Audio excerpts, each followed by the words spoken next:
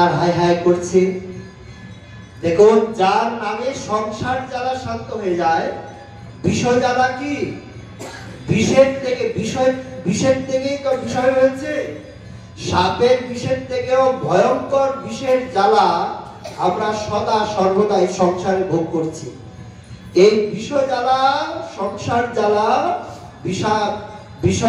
বিষয়ানলে দিবানিশি হিয়া জলে দরহাইতে না পাইন উপায়, এমন বিষের জ্বালা, ভয়ঙ্কর বিষের জ্বালা প্রতিনিয়ত চলছি।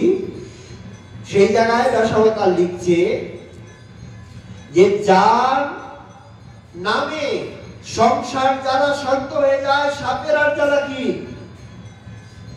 ফলশ্রুতি দিচ্ছেন, যারা এই নিমাইয়ের এই সর্প স্পর্শ বা সর্প ধারণ বা সর্পে স্বয়ং লীলা শ্রবণ করবে, তাদের আর বিষয় জ্বালা ভোগ হবে না। তারা বিষয়কে তখন কৃষ্ণময় করে তুলে আর বিষয়কে শান্ত করে দিবে। যেমন সাপগুলি, বিষের দাঁতগুলি যদি কেউ তুলে দেয়, তখন আর সেই সর্পের ভিতরে আর ক্রিয়া থাকে না। মাথাটা এরকম নাড়ায়, কিন্তু আর সুবল দিয়ে কাউকে দংশন করবে এই ক্ষমতাটা থাকে, তদ্রুপ এরকম হয়ে যাবে। সুতরাং মহিমাটা আগে জানতে হবে। দশাবতার বারবার মহিমা বলেছেন, ভাগবত বক্তা বারবার মহিমা বলেছেন, কবিরাজ গোস্বামীপাদ বারবার তার চৈতন্য চরিতামৃতে প্রত্যেকটি লীলার শেষে একটি করে ফলশ্রুতি দিয়েছেন। রঘুনাথ দাস গোস্বামীপাদ তার প্রত্যেকটি স্তবের শেষে স্তবাবলীতে একটি করে ফলশ্রুতি দিয়েছেন। কারণ না হলে তো তোপ পড়বে না। স্তবমালা লিখে প্রত্যেকটি স্তবের শেষে রূপ গোস্বামীপাদ একটি করে তার ফলশ্রুতি ঘোষণা করেছেন, মহিমা শুনিয়েছেন। তাহলে ভাগবতের কি মহিমা, এটা আমাদেরকে বুঝতে হবে।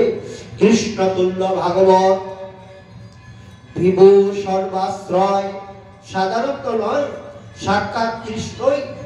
এই জন্য ভাগবতের প্রথম মঙ্গলাচরণ করতে গিয়ে সচ্চিদানন্দ রূপায় বিশ্বুৎপত্ত্যাদিহে তবে তাপত্রয় বিনাশায় শ্রীকৃষ্ণায় বয়ং নমঃ। সচ্চিদানন্দ রূপায়, প্রথমে তাকে বয়ং নমঃ বলছে। আমরা সবাই তাকে প্রণাম করি, কারণ যিনি সৎ, যিনি চিৎ এবং যিনি আনন্দ স্বরূপ। এই জগতে আমরা যা দেখছি তার ভিতরে শতাংশটুকু একমাত্র তিনি, শতাংশটুকু তিনি। তিনি আছেন বিদায়ী আমরা আছি। তিনি যদি এখন চলে যান, তাহলে আর শতাংশ থাকবে না। তিনি আছেন বিদায়ী কথা বলছি, তিনি আছেন বিদায়ী আপনারা এত সম্মান করছেন, তিনি আছেন বিদায়ী আমরা ভজন করতে পারছি, কারণ তিনি সব। কিন্তু তিনি যখন চলে যাবে, এই সত্তাটা যখন লুপ্ত হয়ে যাবে, আমার এই দেহটা পড়ে থাকবে, তখন মৃত, স্পর্শ করলেই স্নান, দেখলেই বিভীষিকার মতো মনে হবে, কারণ সব বস্তু বেরিয়ে গেছে। এই জন্য ভাগবতের মুখস্তুতিতে, গর্ভস্তুতিতে ভগবান নিজে বলেছেন যে সত্য স্বরূপ আমি একমাত্র, সত্যব্রতম সত্যপরম ত্রিসত্যম সত্যস্য যোনি নিহিতস্য সত্যে সত্যস্য সত্য ঋত সত্য নেত্রী। অর্থাৎ সত্য ছাড়া উনি আর কিছু নাই, আর সত্যই হচ্ছে সৎ। এই জগতে সত্য বস্তুকে বাদ দিলে আর কিছু থাকে না। এই সৎ বস্তু হচ্ছে তার লীলা। তার লীলা হচ্ছে ত্রিকাল সত্য, অধ্যাত্মীয় নিত্য লীলা করে গোড়া রায়।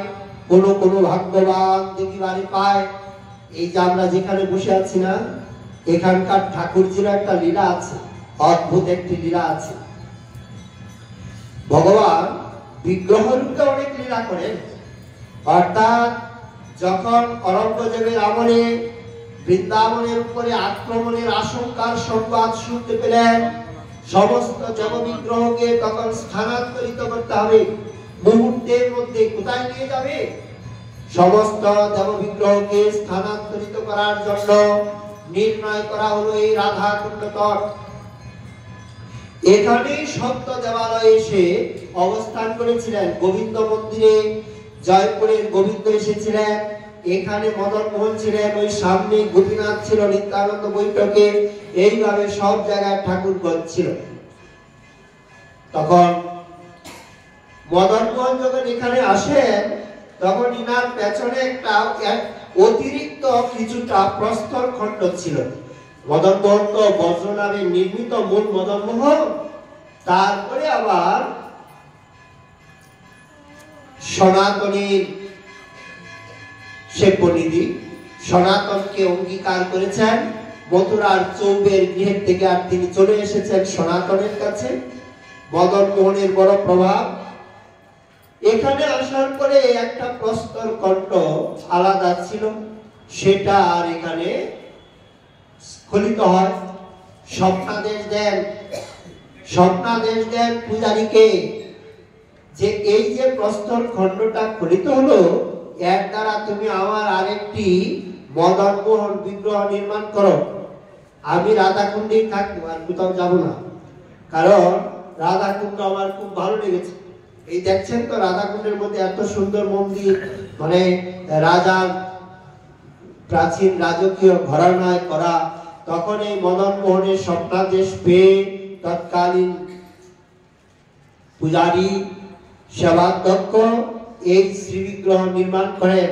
এই শ্রীবিগ্রহ আর আপনার করণীর মদন মোহন এর মধ্যে কোনো পার্থক্য নেই, অর্থাৎ তিনারেই একাংশ শ্রীকুণ্ড তটকে আলোকিত করার জন্য আর এখানে তিনি অবস্থান করছেন। রাসবিহারী মনমত সকলের মনকে মন্থনকারী শ্রী মদন মোহন, সনাতনের সেব্যনিধি গোসাই সনাতন এখানেই বসে দীর্ঘদিন ভজন করেছিলেন। তার জন্য তার আসন বিটিকা এখানে আমাদের মাঝে আজও বিদ্যমান, সনাতন গোস্বামীর ভজনস্থলী। সুতরাং এই জন্যই এই যে মহিমা বস্তুতত্ত্ব জ্ঞান হয়, মহিমা জ্ঞান হতে তার লীলা অদ্যাপিও আছে। অধ্যাপিও নিত্য লীলা করে গুরা রায়, কোন কোন ভাগ্যবান দেখিবারে পায় সৎ চিত এবং আনন্দ। তার এই তিনটাই স্বরূপ, অন্য স্বরূপে নেই। জগতে যে আনন্দের অনুসন্ধান আমরা করতে চাই, সেই আনন্দ একমাত্র তার কাছ থেকেই আসে। মহর্ষি শতাকর্ণী নামে এক ঋষি, তিনি তার একটি আশ্রম ছিল যার নাম বিজনাশ্রম। সেই বিজনাশ্রমে বসে মহর্ষি শতাকর্ণী একদিন আর চিন্তা করতে লাগলেন। উপনিষদ আমাদেরকে এই সংবাদ দিয়েছে, চিন্তা করছেন জীব কি চায়। এই যে ভালো কাপড়টা পরলে কি হচ্ছে মনে, না আনন্দ হচ্ছে ভালো কাপড়টা পরে। আচ্ছা, ভালো খাবারটা যদি সামনে আসে তাহলে হচ্ছে এটা কি, জিহ্বার পরে তো তেল ঝাল নুন সব গলিয়ে যায়, এরপরে আর কিছু খুঁজে পাওয়া যায় না বাবা। ছানার রসাই বলেন আর ডাল চচ্চড়ি আলু সিদ্ধ বেগুন সিদ্ধ যাই বলেন, সব তো জিহ্বার তলে গেলে লবণ ছাড়াও গিয়ে তলিয়ে যায়, লবণ দিলেও তলিয়ে যায়, ঘি দিয়ে চুবিয়ে রাখলেও তলিয়ে যায়, নাই তো থাকে না তো কিছু। তাহলে কেন এত ভাই খাওয়া যায় নাকি, কি রান্না করেছো, মানে আনন্দ হচ্ছে না, রান্নাটা খেয়ে আনন্দ হয়নি, এই জন্য এত মুখের বিপরীত ভাষা। সবাই খাবারে আনন্দ চায়, পোশাকটা পরার হেতু আনন্দ, ঘরটা বানিয়েছি, ভাঙা করে থাকলে জল পড়ে, এই জন্য শান্তি নেই, অশান্তি নিরানন্দ। তাহলে ঘরটার হেতু কি আনন্দ, ঘরের হেতুই হচ্ছে আনন্দ। সেই আনন্দ স্বরূপ হচ্ছে একমাত্র ভগবান শ্রী গোবিন্দ।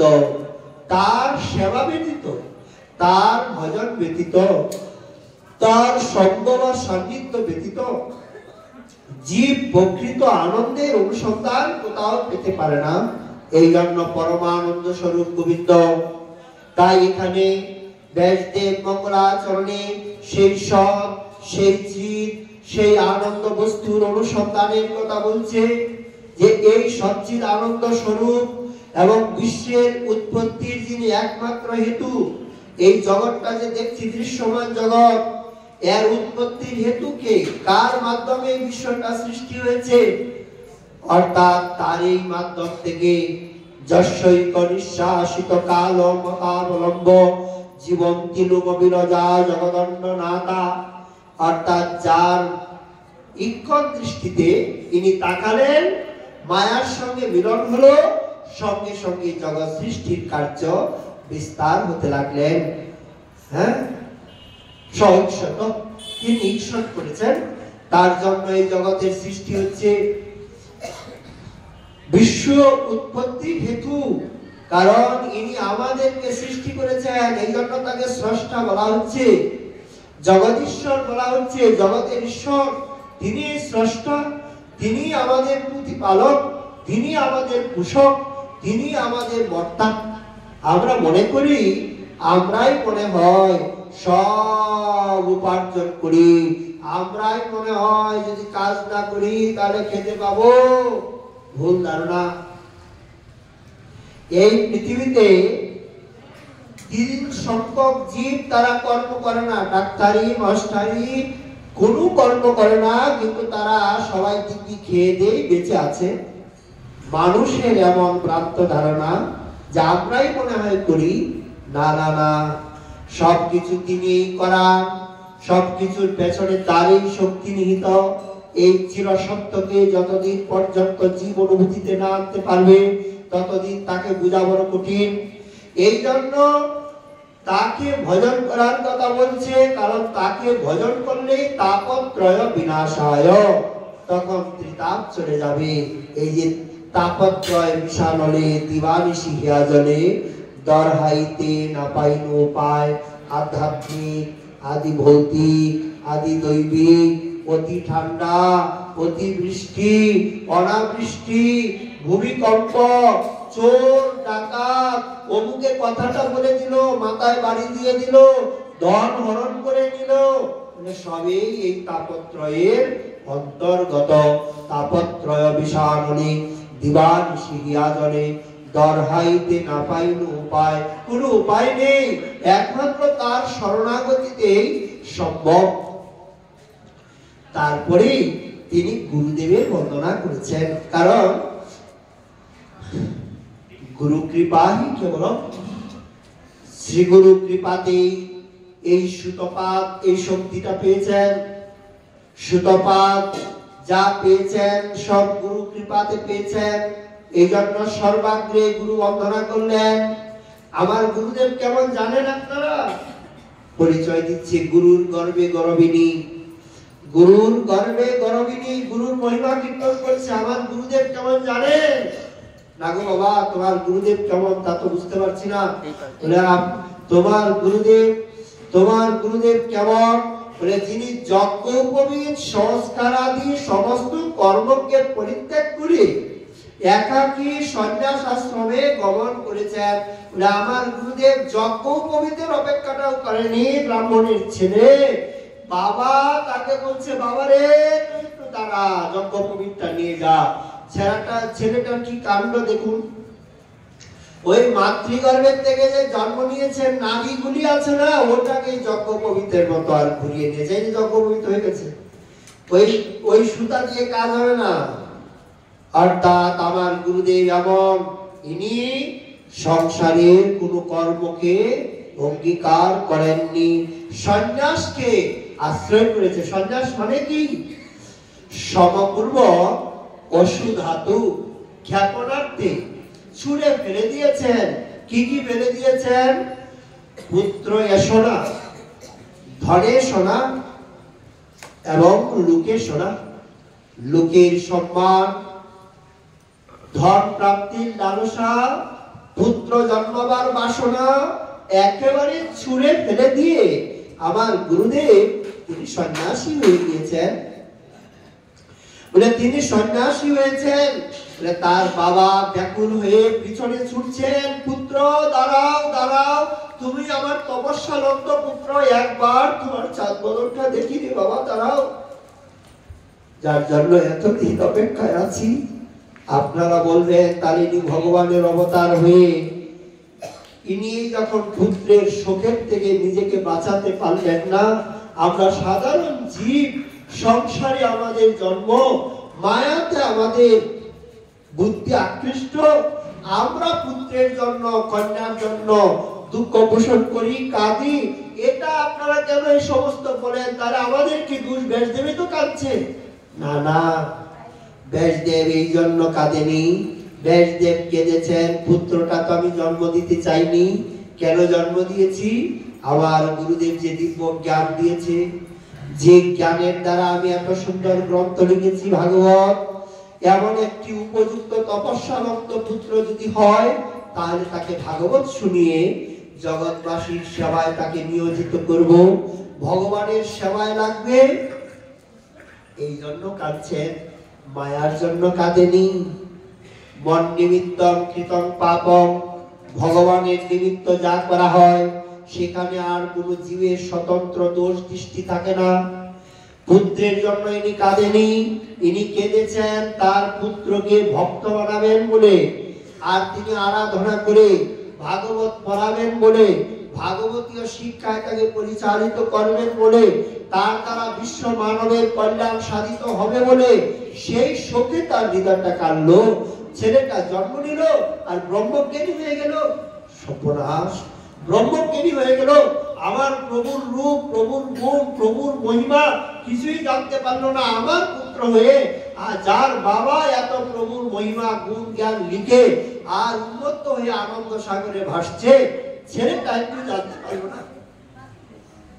এই জন্য বাবার কান্না, মায়া কান্না নয়।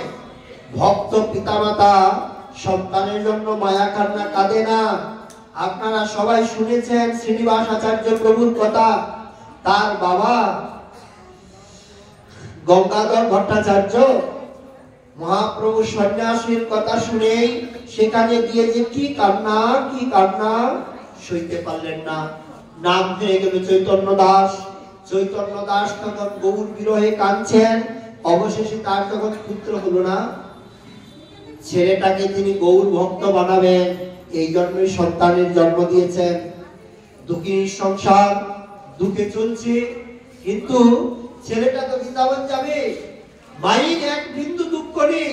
মা বলছে, বাবারে তুই যা, আমি আমার সংসার দেখে নিব। ঘরে একটা টাকা নেই, এক মুষ্টি অন্ন নেই। আর ভক্ত পিতা মাতা তারা কখনো কদাপি ভক্তিকে বাদ দিয়ে, ভজনকে বাদ দিয়ে তারা থাকে না। ভক্তির অনুকম্পায় তাদের জীবন ধন্য হয়ে যায়।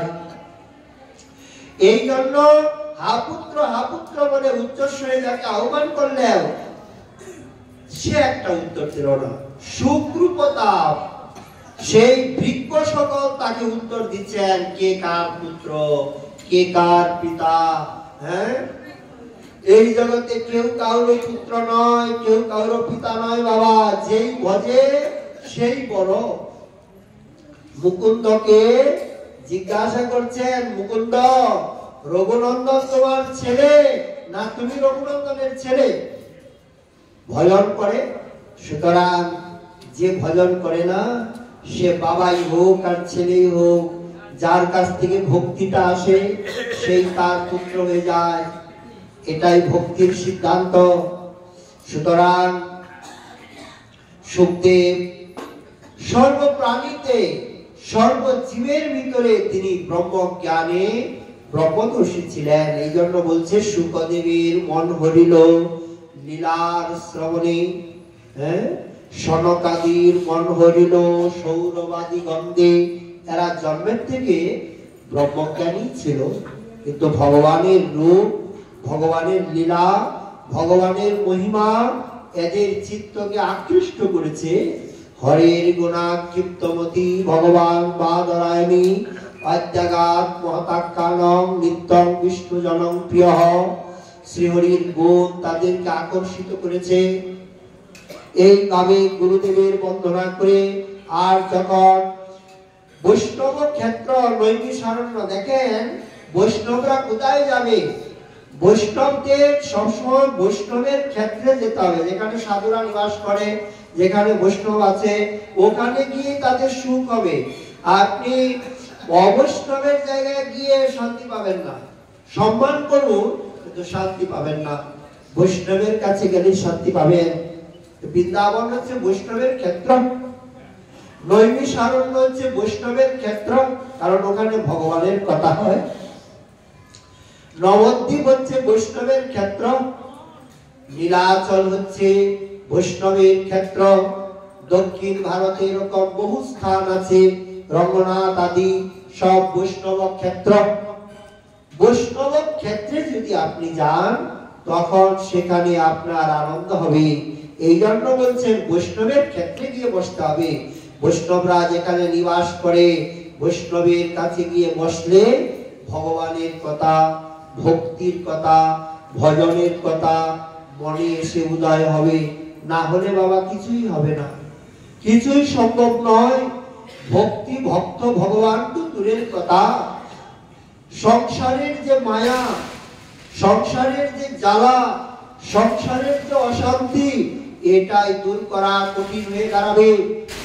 সুতরাং একমাত্র বৈষ্ণবের কাছে যেতে হবে। বৈষ্ণব নিকটে গিয়ে তাদের কাছে বসে কৃষ্ণ গুণগাথা শুনতে হবে। তাই নৈমিষারণ্য বৈষ্ণবের ধাম। সেখানে নৈমিষারণ্যে আসনের উপরে অধিষ্ঠিত অখণ্ড জ্ঞান সম্পন্ন, সাধারণ জ্ঞানী নন, অখণ্ড জ্ঞান, যার জ্ঞানের কোনো খণ্ডিতই হয় না। আপনি রামায়ণ জিজ্ঞাসা করুন, ভাগবত জিজ্ঞাসা করুন, মহাভারত জিজ্ঞাসা করুন, বিষ্ণু পুরাণ জিজ্ঞাসা করুন, সর্ব বিষয়ে ওনার জ্ঞান, অখণ্ড জ্ঞানের যিনি একটা মূর্তি স্বরূপ, তারই নাম হচ্ছে শ্রী সুত। তাকে অভিবাদন করলেন। ভাগবত কথামৃত রসাস্বাদক চতুর সৌনক ঋষি, অর্থাৎ সৌনক বড় পণ্ডিত, সে যখন দেখলো এখানে ওই সুখদেবের শিষ্য সুতপাদ এসেছে, বলে আসুন আসুন আসুন, আরে আসুন, আপনাকে তো সহসা পাওয়া যায় না। আমরা তো একটু যজ্ঞ করব বলে সংকল্প করেছিলাম, কিন্তু যজ্ঞের ভিতরে কলিযুগে বিশেষ করে অগ্নিযজ্ঞের থেকে নাম যজ্ঞ, কথা যজ্ঞেরই বিশেষ মহত্ব। আপনি আসুন, যদি আমাদেরকে একটু সময় দিয়ে আপনি দু চারটা ভগবানের কথা শোনান, তাহলে আমাদের জীবনটা ধন্য হয়ে যাবে।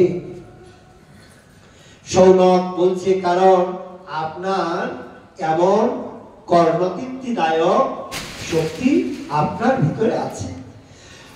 কারণ জ্ঞান, ভক্তি, বৈরাগ্য, যথার্থ জ্ঞানের প্রবাহ কিরূপে বৃদ্ধি হয় আমাদেরকে একটু বুঝান। জগতে কি চাই? প্রথমে চাই ভক্তি, পরে চাই জ্ঞান, তারপরে চাই বৈরাগ্য। মা যদি না আসে তাহলে ছেলেগুলি আসবে না বাবা। আগে মাকে চাই, অর্থাৎ মা হচ্ছে ভক্তি, তারপরে হচ্ছে জ্ঞান, তারপরে হচ্ছে বৈরাগ্য। এই জন্য ভক্তি চাই, সব ফল দেন ভক্তি, স্বতন্ত্র প্রবল। ভক্তি বিনে অন্য সাধন দিতে নারে ফল। আপনি জ্ঞানের সাধনা করবেন, পারবেন না।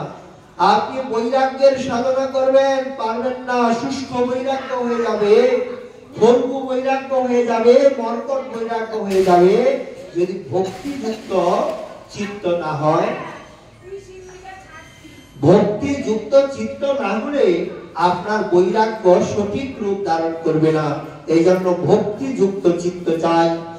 এই জন্য বলছি যে আপনি আমাদেরকে একটু কৃপা করে, কি করে ভগবানের মায়া মোহের থেকে আর রক্ষা পাওয়া যায় এমন একটা উপায় আপনি আমাদেরকে দিন। কারণ এটা কলিযুগ, বিশেষ করে সর্বত্র বহু বহু অসুর স্বভাব বিশিষ্ট, অসুর বা প্রাপ্ত দুই প্রকার, সব অসুর, আসুরিক জ্ঞান।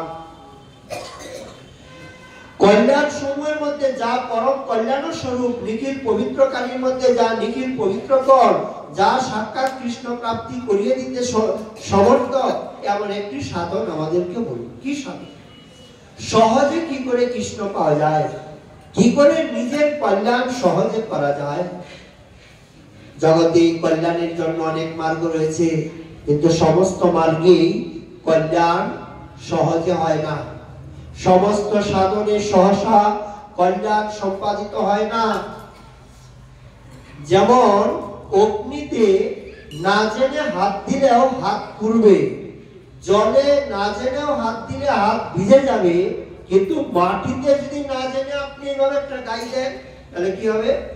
একবারে হাতের অবস্থা 12টা বেজে যাবে। এটা মাটিটা শক্ত। পাথরে যদি দেন তাহলে তো অবস্থা আরো খারাপ হয়ে যাবে। বললেন জল আর অগ্নি তাদের যেমন ধর্ম তারা ত্যাগ করে না, এই রকম কাঠিন্য ধর্ম পাহাড় এবং মৃত্তিকা ত্যাগ করতে পারে না। ঠিক তদ্রূপ জ্ঞান এবং বৈরাগ্য হচ্ছে এরকম কঠিন। আপনি যদি না জেনে যাজন করতে যান, না জেনে যদি যোগ সাধনা করতে যান, তখন প্রাণায়ামের মধ্যে একটু ভুল হলে আপনার সর্বনাশ 12টা বাজিয়ে দিবে। জ্ঞান সাধনায় আপনি যদি একটু ভুল করেন তাহলে বিশাল অসুবিধা হয়ে যাবে। কিন্তু ভক্তি সাধনায় এরকম কোনো বাধা বিপত্তি নেই। আপনি না জেনে যদি বিষ্ণায় বলেন, বিষ্ণু শব্দের যে চতুর্থী বিভক্তিতে বিষ্ণবে হয়, আপনি বলতে পারেননি বিষ্ণায় বলছেন, বিষ্ণায় বলতে পারেননি, বলে ভাবগ্রাহী তিনি, ভক্তের সব নেন। এই জন্য ভক্তের কোনো দোষ ধরার উপায় নেই। বাকি সবার দোষ ধরার উপায় আছে, কিন্তু ভক্তের দোষ ধরবার উপায় নেই। তাই আপনি আমাদেরকে একটা কল্যাণের সাধন বলুন। কারণ চিন্তামণি কেবল লৌকিক সুখ সম্পদ দান করতে পারে, চিন্তামণি এই জগতের সুখ সম্পত্তি দিতে পারে। আর কল্পতরু কেবল যা কল্পনা করবেন তাই দিবে। কিন্তু গুরুদেব চিন্তামণির থেকেও বড়, কল্পতরুর থেকেও বড়। তিনি চিন্তার অতীত যোগী দুর্লভ বস্তু আমাদিগকে প্রদান করে দিয়েছেন, যোগী দুর্লভ বস্তু আমাদিগকে প্রদান করে দিয়েছেন। কল্পতরুর কাছে যদি আপনি, এই প্রাপঞ্চিক কল্পতরুর কাছে যদি আপনি কোনো একটা বাজে কল্পনা করেন, তাহলে সেটাও এসে যাবে। এক সময় এক সাধক, সে সাধক মানে জঙ্গলে ঘুরছে, তার তো জানা নেই কোনটা কল্পবৃক্ষ, চলছে, যাচ্ছে যাচ্ছে যাচ্ছে, হেঁটে হেঁটে গভীর জঙ্গলে গিয়ে ঢুকে গেছে। জঙ্গলে ঢোকার পর তার প্রচন্ড ক্ষুধা পেয়ে গেছে। একটা গাছের তলে বসে আর মনে মনে চিন্তা করছে, এখন যদি একটু গরম হালুয়া খাওয়া যেত, শীতের দিন হাঁটার পর শরীরে একটু গরম হয়, কিন্তু খাবার দ্রব্যটাও যদি গরম হয় তাহলে একটা সুখ আলাদা হয়। সে তো জানে না যেটা কল্পবৃক্ষ। কল্পনা করার সঙ্গে সঙ্গে আর এক সোনার থালা ভরে আর হালুয়া এসে উপস্থিত। আনন্দের সংবাদ। একবারে খেয়ে একবারে আকণ্ঠপূর্ণ পরিপূর্ণ করে দিল খেয়ে। তারপরে খাওয়ার পরে শয্যা চাই, মনে মনে চিন্তা করলো এত সুন্দর প্রসাদ পেলাম, এখন যদি একটু ঘুমাতে পারতাম, একটা খাট পালন হতো, তাহলে আর কোনো চিন্তা ছিল না। হ্যাঁ, সঙ্গে সঙ্গে একটা বিশাল সুন্দর পালঙ্ক এসে উপস্থিত, দুগ্ধ ফেননিব শয্যা, কোমল শয্যা, শোয়ার সঙ্গে সঙ্গে ঘুম এসে যাচ্ছে। এমন সময় মনে মনে ভাবছে, আমি যে ঘুমাবো, এটা তো জঙ্গল, জঙ্গলে তো অনেক সময় মঙ্গল করে দেয়, অর্থাৎ বাঘ সিংহ এরা ঘুরে বেড়ায়। তো এখন যদি বাঘ এসে আমাকে খেয়ে ফেলে, আর বলছে না প্রমাদ করছে, অবশ্য বাঘ এসে খেয়ে, অর্থাৎ বুঝাচ্ছে মুক্তি হচ্ছে ব্যাঘ্র, মুক্তিরূপী ব্যাঘ্র। যদি কেউ না জেনে যোগ আদি সাধনা করে, তাহলে তাকে এইভাবে গ্রাস করে, প্রথমে একটু তাকে খেতে দেয়, শুতে দেয়, কিন্তু তাকে সর্বস্ব হরণ করে নিয়ে যায়। দাসগুরু সাহেব পাক বলছে, খবরদার মনশিক্ষায় মুক্তি ব্যাঘ্রের কবলে কখনো করবা না। তাই সব সাধনের থেকে